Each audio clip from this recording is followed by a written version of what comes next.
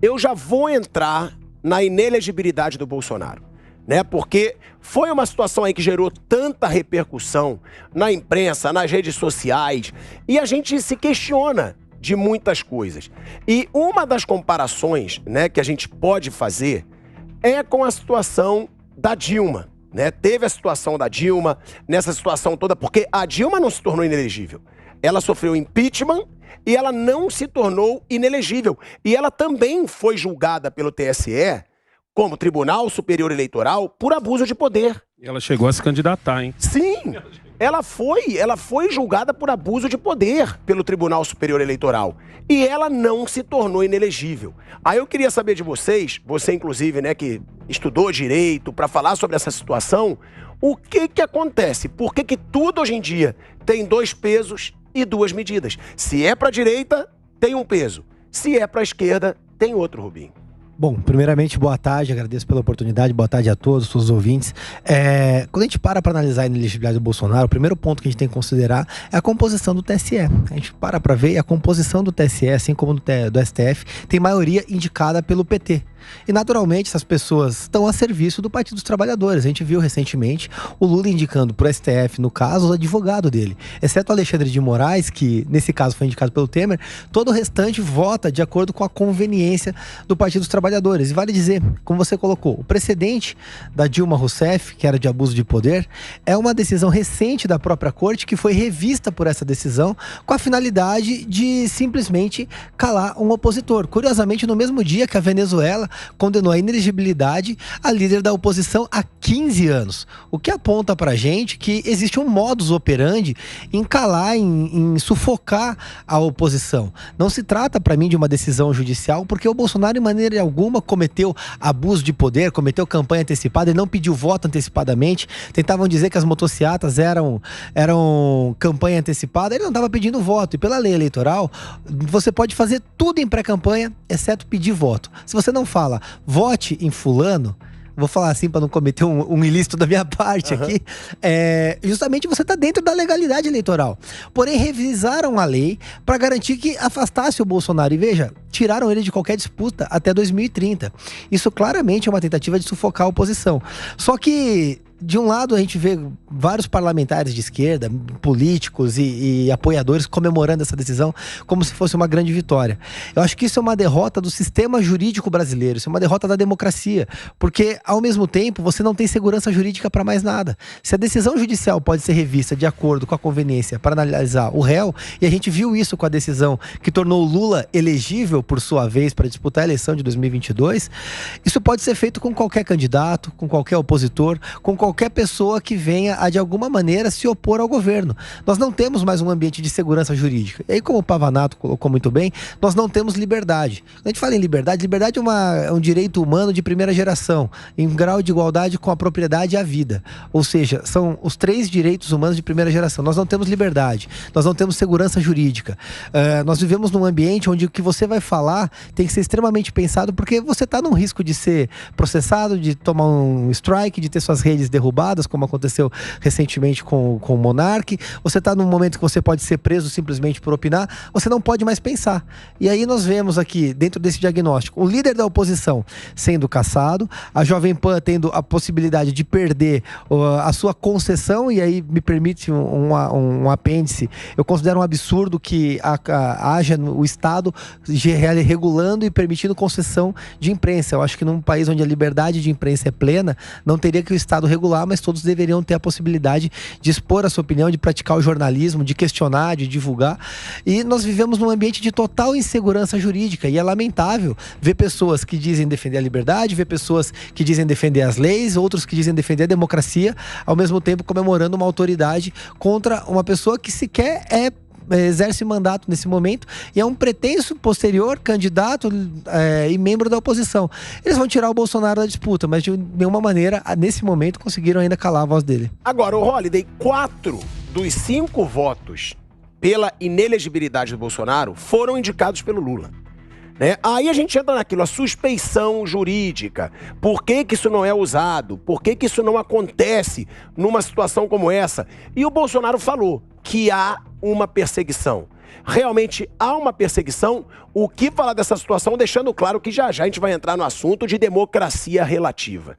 Eu vivi para escutar um presidente da República dizer que a ditadura da Venezuela é uma democracia relativa, que pode ser relativizada. Democracia Brinks. Então, a gente vai entrar sobre esse assunto, que é uma vergonha, mais uma vergonha desse presidente da República, que eu sempre digo, não considero o meu presidente, porque não me representa. Agora, Holliday, de 4 dos 5 votos foram indicados pelo Lula. É isso que eu digo, a gente já sabia o resultado. Como é que é a gente viver num país onde vai ter um julgamento de um ex-presidente da República e a gente já sabe o resultado? Todo mundo já sabia. Bolsonaro vai ser inelegível. Pois é, exatamente. Primeiramente, boa tarde a todos que estão na roda, boa tarde àqueles que nos acompanham em casa. Esse julgamento do Bolsonaro no TSE foi uma das coisas assim mais bizarras, acho que, da história da nossa democracia. Porque desses 4 que foram nomeados pelo Lula, 2 deles tinham claramente motivos para se considerarem impedidos. O ministro Floriano Tavares foi indicado pelo Lula há pouquíssimas semanas antes do julgamento. Mas antes disso, ele já tinha se manifestado, enquanto Bolsonaro ainda era presidente da República, dizendo que Bolsonaro deveria sofrer impeachment por 5 crimes de responsabilidade. Quer dizer, o sujeito já considerava Bolsonaro culpado antes mesmo da eleição. E aí ele assume um posto no TSE e julga o Bolsonaro e condena o Bolsonaro.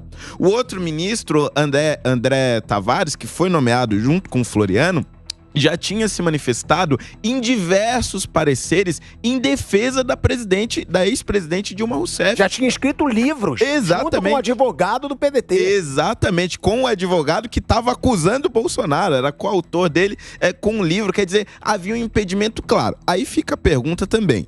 A defesa do Bolsonaro podia, até 15 dias depois desses juízes terem entrado no caso, ter levantado a suspeição e não o fez. A questão é, não fez porque achou que mantendo um relacionamento menos conflituoso com a corte poderia ter mais chances? Não sei. Mas fato é que não levantou essa hipótese. Mas os próprios juízes também poderiam ter levantado. Olha, não me sinto à vontade de julgar esse caso, sou impedido, tenho envolvimento com a parte acusadora ou tenho envolvimento com os adversários do investigado. Não fizeram nada disso. E no voto do ministro Raul Araújo, tem uma das coisas que acho que é mais gravíssimas e que com certeza vão ser questionadas no STF, que é o seguinte: novos fatos foram adicionados ao julgamento do Bolsonaro, e não é que foram adicionados somente de surpresa. Eram fatos que, do ponto de vista lógico, não deveriam estar no julgamento. Veja, a acusação contra Bolsonaro era a seguinte: eu utilizei a máquina pública para abusar dela na eleição, isso é, para no resultado da eleição eu ter uma vantagem. Aí incluíram nessa mesma investigação, por exemplo, as acusações relacionadas ao 8 de janeiro, a tal da minuta do golpe que todo mundo fala, mas tudo isso foi depois da eleição, foi depois do resultado da eleição. Como é que estes fatores que foram incluídos no julgamento poderiam ter sido elemento de abuso para influenciar no resultado da eleição? Quer dizer, não faz o menor sentido. Esse foi um julgamento extremamente político. Foi um julgamento feito por pessoas ligadas aos adversários de Bolsonaro e é o mesmo tipo de julgamento que o Poder Judiciário faz na Venezuela com os adversários de Maduro e faz na Nicarágua com os adversários de Ortega. Inclusive no mesmo dia. Exatamente. Márcio, tem como trazer um contraponto desse julgamento? Bem, Você é a favor da inelegibilidade do Bolsonaro? eu sou a favor da democracia, pilhador, você sabe disso. Agora, eu acho aí, como o Holliday acabou de falar, eu acho primeiro que a defesa do Bolsonaro bobeou. Deveria ter alegado suspeição se essa era a dúvida. Ou seja, vamos provocar, né? A defesa poderia ter entrado com esse recurso. Não mas entrou. você falou que é a favor da democracia. Que democracia é essa onde você tem um peso para a esquerda e um peso para a direita? Pilhador. É isso que me incomoda. Se fosse sempre o mesmo critério, eu respeitaria mais. Mas não é o mesmo critério. A Dilma foi acusada das mesmas coisas: abuso de poder e utilização da máquina pública para fazer campanha eleitoral. São situações e ela está diferentes. inelegível. São situações diferentes. Eu não tenho competência aqui para julgar o mérito da questão, porque eu não sou jurista e nem sou advogado. Mas eu acho que a presidente Dilma foi julgada e ela foi empichada. Ou seja, teve um julgamento, sim. Agora, no caso do Bolsonaro, também teve um julgamento. O impeachment foi por pedalada fiscal. Também. Mas não importa. Não, que foi julgado pelo Tribunal Superior Eleitoral. Mas que aí foi abuso de poder e uso da máquina pública para fazer campanha eleitoral. Olha, eu acho o seguinte, a Dilma sofreu impeachment e o Bolsonaro essa inegibilidade. Eu fico muito triste, porque eu acho tudo isso aí, tanto com a Dilma, quanto com Lula, quanto com o Bolsonaro, um retrocesso, um atraso para esse país. Quando acontece que a grande mídia está se preocupando com o presidente que já saiu, é um retrocesso para esse país. Eu acho que a gente tem que se preocupar com os problemas que a gente tem nesse momento. Mas eu concordo com você. Eu acho o seguinte, a gente vive uma democracia, a gente precisa ter mesmo peso e a mesma medida para julgar as pessoas. Não temos, né? Agora, são duas coisas diferentes, pilhado. A gente não pode confundir a Dilma com o Bolsonaro. Eu nem quero comparar os dois governos. Ambos foram julgados. Mas o melhor julgamento, na minha opinião, para essas pessoas é a urna. E na urna, lamentavelmente, o Bolsonaro perdeu. Agora, Pavanato, eu vi que você... A Dilma eu vi que você já inelegível. estava... Eu vi que você já estava aí quase interrompendo o Márcio quando ele falou, mas tem essa situação também que o Bolsonaro, ele deixa claro e que incomoda, que são cartas marcadas. Porque ele falou, é diferente, tá bom, é diferente, mas então eu vou pegar outro caso, o Dallagnol. Pronto, a gente já sabe tudo o que vai acontecer. Cada julgamento que acontece de alguém de direita, a gente já sabe que essa pessoa ela vai perder. E aí passa aquele pensamento. Já são cartas marcadas. Porque aí eu faço um desafio a qualquer um que sente aqui nessa roda. Será que não tem nenhum deputado federal com a ficha muito mais suja do que o Dallagnol? Pois é, pilhado. E não é caçado, e não perde mandato. Pois é. E a questão é que são pessoas sempre de direita sendo julgadas. Você não vê esses julgamentos acontecendo com pessoas de esquerdas. E no caso do Bolsonaro, o que me chama a atenção é que ele foi condenado por abuso de poder político eleitoralmente. Porém, o evento que aconteceu, o evento que foi usado como motivo para julgar o Bolsonaro, foi um evento que aconteceu antes do período eleitoral. E como o Rubinho disse aqui muito bem, não houve nenhum pedido de voto, ou seja, não era ato de campanha. Se queriam condenar Bolsonaro por abuso de poder político ou crime de responsabilidade, o Congresso teria que ter votado um pedido de impeachment. Não votou, não o fez. Aí depois de muito tempo, depois que já acabou a eleição, depois que tudo passou, eles julgam Bolsonaro inelegível por conta de algo que não aconteceu no período eleitoral. Para além disso, a lei complementar prevê que o abuso de poder político ele tem que ser em benefício próprio ou em benefício de partido político. Quando Bolsonaro questionou o sistema eleitoral, ele estava questionando um sistema que envolve todos os candidatos e todos os partidos políticos. Ou seja, não havia benefício próprio, não havia benefício de partido político. A interpretação de leis que julgam ali medidas restritivas de direitos, elas têm que ser feitas com uma interpretação estrita, seguindo a lei. E a lei não foi seguida. Quando se trata de condenar Bolsonaro, não importa a lei, não importam as garantias constitucionais. Parece que é até assim uma tentativa de vingança. Você viu o discurso de muitos dos ministros do TSE que votaram? Foram discursos inflamados. Pareciam que estavam em um palanque político. Não pareciam juízes. Eram pessoas que entraram em um julgamento e não estavam nem aí para ouvir o que o advogado tinha a dizer. Já tinham a sua convicção formada. E a gente tem visto. Primeiro, Deltan Dallagnol. A Jovem Pan sofrendo perseguição. Bolsonaro ficando inelegível. Resta saber quem será o próximo. E eu vou colocar aqui, um trecho da declaração do Bolsonaro, onde ele fala dessa situação de só caçar a direita, e é uma das grandes reclamações, porque que sempre acontece com a direita. Esse é um dos grandes questionamentos. E o Bolsonaro também falou sobre essa perseguição. Ele foi perguntado, você acredita que há perseguição? E ele disse, há perseguição, porque é aquilo que a gente está falando, são cartas marcadas, gente. Não muda. Como disse o Pavanato, quem de esquerda está sendo julgado nesse momento? E eu garanto que são vários os deputados, vários os senadores que têm, aquele processinho arquivado, que o processo está ali arquivado, podendo ser desencavado, mas a gente não vê.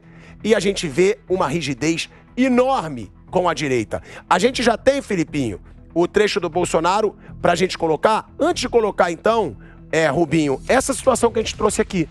E Negão também, né, que você tá aqui de costas pra mim, eu até esqueci. Dessa situação do Bolsonaro, de que ele diz, só caçam a direita. E ele tem razão. Eu não vejo processo nenhum, eu não vejo julgamento nenhum contra personagens de esquerda. E olha que o que mais tem de esquerda é fake news. Eu listo aqui deputados de esquerda fazendo fake news. E eu não percebo esse julgamento todo. Só deputado, né? Mas você tem influenciadores, jornalistas, você tem artistas, você tem de tudo hoje fazendo fake news. Hoje eu vi uma... Hoje eu até compartilhei uma postagem de um jornalista que estava falando que 25% das pessoas do Brasil temiam que isso aqui virasse uma ditadura comunista, que o nosso país virasse uma ditadura comunista. E ele estava achando isso um absurdo, porque essas pessoas não entendiam, elas não sabem nem o que é comunismo, e a gente escapou de um golpe dado pelo Bolsonaro. Olha só, um jornalista de um veículo grande falando esse tipo de absurdo. O que ele não entende, ou talvez ele finja que não entenda, é o seguinte: o Lula acabou. A gente vai até falar sobre isso mais pra frente, né, Pilhado? Que o próprio Lula se admitiu comunista. Na eleição, teve página e postagens que caiu por dizer que o Lula era comunista. Teve gente aqui na própria rádio, gente mais à esquerda, que falou: não, negão, o Lula não é comunista, o Lula não é socialista, o Lula é de centro. Quem lembra dessa passagem aqui na Jovem Pan, teve gente que falou isso. Não, o Lula é mais centro à esquerda, mas muito mais pro centro do que à esquerda. E o próprio Lula admitiu. É engraçado isso, porque o Lula desmente o pessoal que tá a favor do Lula, né? Ele mesmo tá desmentindo esse pessoal. E não vai acontecer nada com essas pessoas. Teve a Revista Oeste, se eu não me engano, tiraram postagens dela do ar por ela ter falado que o Lula era amigo de ditaduras. O Lula recebeu Nicolás Maduro. E não foi só receber, porque eu sou a favor de que a gente tenha um diálogo com a Venezuela, porque é um país que está aqui do lado e qualquer problema que acontece lá, nós é que vamos pagar. Porque os venezuelanos vão fugir de lá para cá. E aí eu sempre falo isso, imagina o quanto seu país tem que estar ruim para sua primeira opção ser Brasil, na hora de você fugir. Entendeu? Vou fugir para onde? Brasil. Entendeu? Por onde? Por Roraima. Entendeu? Então, essas coisas que a gente tem que pensar, o que essas pessoas estão passando. Então a gente tem mesmo que ter um diálogo. O que a gente não pode é relativizar a ditadura de lá e dizer, a ditadura é relativa. Ditadura não é relativa. Muito menos a gente receber um ditador do jeito que ele foi recebido no mesmo dia em que foram recebidos outros presidentes de outros países. Que não tiveram, que passou batido pela imprensa que esses presidentes estavam aqui. E, Negão, agora eu vou ter que te interromper.